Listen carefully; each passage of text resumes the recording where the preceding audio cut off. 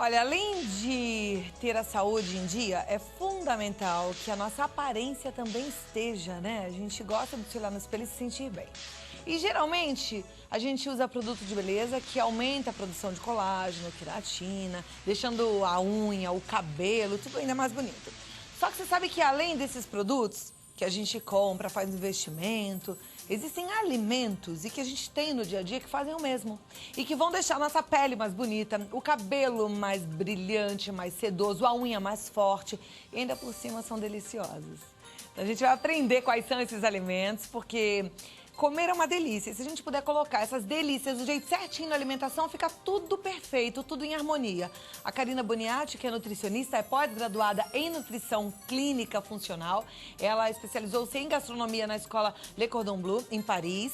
E é sócio-diretora da Colherada Gourmet, que é uma empresa que oferece cursos unindo nutrição e gastronomia. Ó, que luxo! E ela tá aqui com a gente hoje. Tudo bem, Cláudia? Obrigada por ter vindo. Obrigada a você. Você vai ter que assumir um compromisso comigo que qualquer hora você vai cozinhar comigo lá, porque a gente aprender assumido. coisas deliciosas, saudáveis é tudo que a gente precisa, Certamente, viu, Karina? não, mas a gente já tá com isso combinado. Então, Vamos só marcar o dia. Então tá joia. Bom, para deixar o cabelo, a pele, a unha, o que a gente precisa comer? Como é que é? Olha, a gente precisa ter uma base alimentar adequada, ter um equilíbrio ao longo dos dias. A gente trouxe aqui alguns alimentos que eles enriquecem ainda mais a produção do colágeno, da elastina, a própria queratina, mas não adianta a gente comer de uma forma isolada. É importante que a pessoa coloque todos esses alimentos dentro de uma alimentação saudável. Uma base que é muito importante é a gente ter boas fontes de proteína. O colágeno e a elastina, a queratina, são proteínas. Então, quando eu consumo alimentos que forneçam aminoácidos, o aminoácido é como se ele fosse o tijolo. Então, eu preciso construir uma parede. Então, eu tenho um tijolinho, né? Vou colocar vários tijolos empilhados e vou produzir essa parede. Isso é como se fosse o colágeno. Então, eu tenho o tijolo, que é o aminoácido, a parede por completo é um colágeno. Acontece que não adianta eu dar o aminoácido sozinho. Eu tenho que ter o cimento, o que segura um tijolo unido ao outro. E são essas vitaminas, esses minerais, esses fitoquímicos, compostos bioativos que fazem essas ligações serem firmes, serem resistentes e aí sim eu ter um colágeno adequado, consequentemente uma pele mais bonita, mais saudável. Então, a base é usar as proteínas. Aqui a gente trouxe alguns exemplos, que no caso uma proteína branca, que é o peixe, que ele tem uma fácil digestibilidade. As pessoas têm uma dificuldade de consumir peixe, às vezes por conta do sabor, mas aí a gente pode trabalhar técnicas culinárias para deixar um sabor mais adequado, mas ele é de fácil digestão, portanto ele fornece o tijolinho fácil, a parte de aminoácido para formar o colágeno. Tá. Muitas pessoas usam gelatina, né? A gelatina é famosa por ajudar a pele a ficar bonita e saudável. O que acontece na gelatina é que ela tem aminoácido, ela é uma fonte de proteína, então ela fornece aminoácido para o nosso organismo. Só que nem toda gelatina faz isso. Tem que ser aquela famosa gelatina incolor, sem sabor, né? Que a gente até tem aqui um exemplo, que é esse pozinho. Aí tanto faz em pó ou em folha? Tanto faz, pode ser a folha também. Só que tem que ser dessa, não adianta ser aquela já industrializada, que tem o sabor, que já vai ter corante, aromatizante. Então tem muita concentração química naquela preparação e a concentração de aminoácido é muito pequena. Então não vai trazer o benefício que eu estou esperando para minha pele. Então, se eu quero ter uma pele saudável, eu vou trabalhar aminoácido, eu vou comer carne, ovos também é uma boa fonte de proteína, ou então a gelatina incolor, que eu posso adicionar numa sobremesa, num suco, num creme de frutas, para trazer a riqueza de aminoácidos dessa preparação. Tá. Convém tomar cápsula de colágeno? É uma opção, na realidade não necessária. Né? Então, assim, se a pessoa tem fontes adequadas de proteína na alimentação dela, não tem necessidade de tomar o colágeno em cápsula, porque ela já tem o colágeno para ser produzido dentro do corpo dela. Né? A gente vai se alimentar, entrou o aminoácido, o corpo da gente vai produzir o colágeno. Tá. Então não tem necessidade. Só se a pessoa não comer, não consumir proteína adequadamente. Mas aí tá fora do que a gente chama de alimentação saudável. Verdade. Né? Então, se ela comer adequadamente, aí não tem necessidade. Então, o tijolinho fica por conta do aminoácido que a gente encontra nas proteínas. Exatamente. Como é que a gente consolida esses E tijolinhos? aí a gente vai entrar no cimento propriamente. A gente tem algumas substâncias que vão ajudando essas estruturas a ficarem firmes. Então, por exemplo, vitamina A, vitamina C, muito presente, por exemplo, na laranja, né? Tomar aquele suquinho de laranja de manhã, ajuda, inclusive, a vitamina C tem a função de estabilizar esse colágeno, de grudar os tijolinhos e deixar ele bem firme, né? Uma outra coisa que é bem interessante é que para eu manter esse colágeno bonito, na função celular dele, eu tenho que ter água entre as minhas células. Então, aquela história, ter uma pele bem hidratada. Para isso, não adianta só tomar água. É importante, tenho que tomar água também, mas eu tenho que ter nutriente que segura a água lá nas minhas células. E existe um nutriente que a gente encontra na beterraba, principalmente, e aí tem que ser a beterraba crua, que o nome é estranho. Vou dizer para que todo mundo conheça. É ácido carboxipirrolidônico. Parece um palavrão, né? Mas, na realidade, é uma substância que tem a capacidade de segurar a água lá nas células da nossa pele. Então, é fundamental consumir. Então, todas as vezes que a gente come uma beterraba crua, desde uma salada até um suco, a gente está mantendo a umidade da nossa pele. Naturalmente, a estrutura do nosso colágeno também. A cenoura também é o segundo alimento que mais tem essa substância. Mas a beterraba é a top de linha. Quando a gente cozinha, a substância se perde. Bom, por um outro lado, tem uma substância na cenoura que a gente aproveita mais quando ela tá cozida, Quando ela né? tá cozida, tudo é assim, né? Então, no caso do beta-caroteno, de todos os carotenoides em geral, da vitamina A gente ativa ela com o cozimento. Então, por isso também não dá para ser aquela coisa como sempre do mesmo jeito. Você pode ir variando, até para ter sabores diferentes, preparações diferentes e os nutrientes da mesma forma. O licopeno do tomate também, ele fica muito mais biodisponível para a nossa absorção quando cozido. Então, fazer um tomatinho, por exemplo, assado no forno com um pouquinho de ervas, tem mais licopeno. O licopeno é um excelente antioxidante que trabalha nessa regeneração das células da pele. A nossa pele, ela tem uma regeneração que dura em média 28 dias. Então, a minha pele de hoje, daqui a 28 dias vai estar diferente.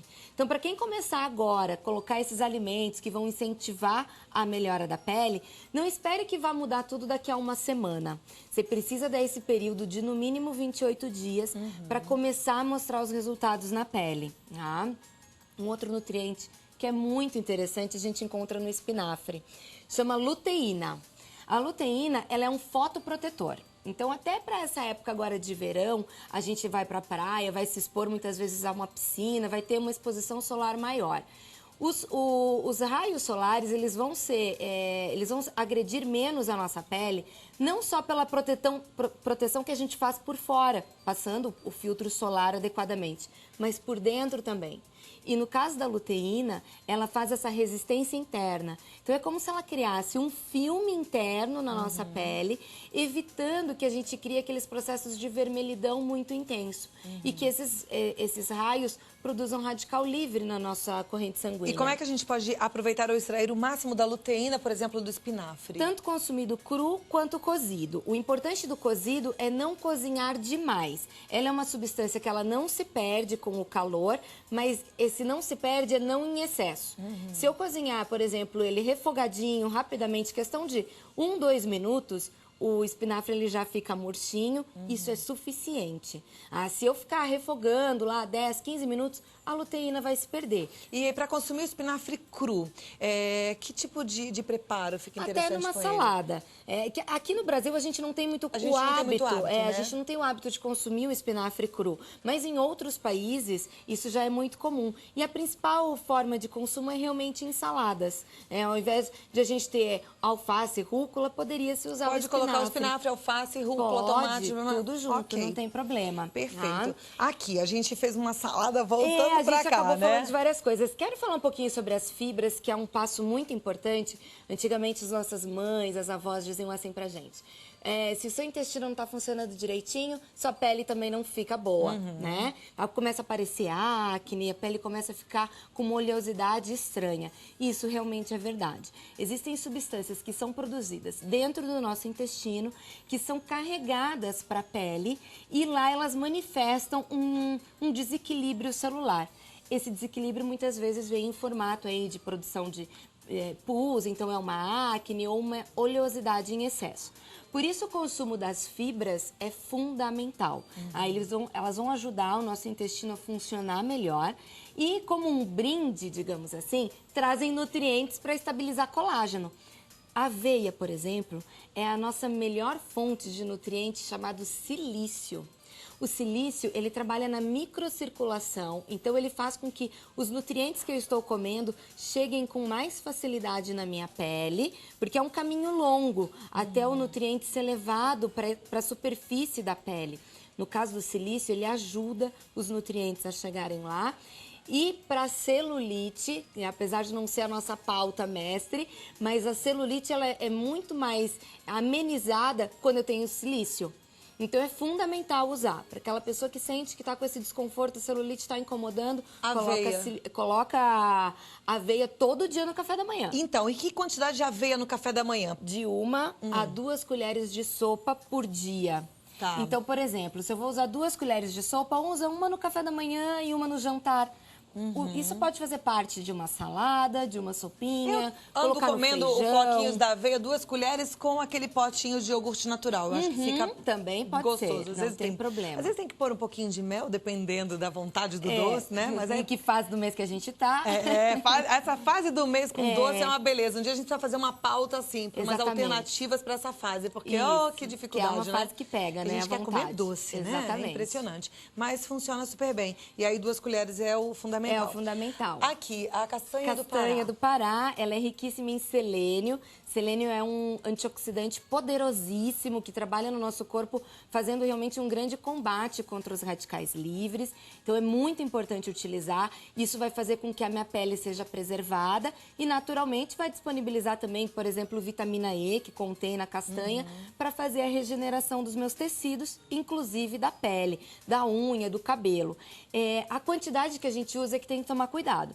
Ela tem gordura, gorduras boas, inclusive, que fazem bem não só para a pele, mas também para a saúde cardiovascular.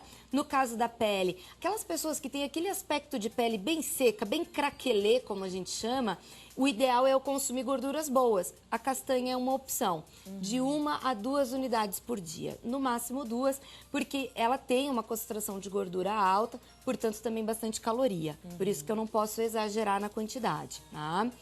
No caso do morango, a gente tem principalmente antocianinas, que são substâncias que trabalham também como poderosos antioxidantes e já tem alguns trabalhos mostrando a ação desse nutriente especificamente para estabilizar colágeno e elastina. Então, uma vez que eu produzi o colágeno, eu comi as fontes de aminoácido, consegui fazer ele ter essa produção acontecer dentro da minha pele, eu tenho que manter a vida dele, manter essa estabilidade. E no caso das antocianinas, está sendo cada vez mais demonstrado que elas fazem isso. E a gente encontra antocianina no morango e todas as frutas que têm pigmento vermelho. Então, no morango, na framboesa, na amora, na uva vermelha, na ameixa vermelha. Também. E não só nelas, mas na cereja, na própria beterraba também. Berinjela, na casca da berinjela. Tudo que tem pigmento vermelho e arroxeado, quanto mais escuro, mais rico em antocianinas. Maravilha. Então, fica uma ótima opção. Que delícia! Não dá vontade da gente comer todas essas coisas saudáveis e gostosas? E aí saber que a gente está fazendo ainda bem para nossa pele, para o nosso cabelo, para nossa unha? Ó, se você quiser aprender mais, porque eu fiquei encantada com a sua aula, sabe muito, ensinou muito, você pode entrar em contato com a colheradagourmet.com.br, é o site colheradagourmet.com.br, e a Karina tá no Karina Boniati, com 2 T's, karinaboniati@gmail.com.br, karinaboniati@gmail.com.br, ou o site Colherada Gourmet. Isso mesmo. Obrigada. Obrigada a você, Cláudia. Muito bom, Até a adorei próxima. essa aula. Aprendemos um monte, como é bom aprender, né, gente?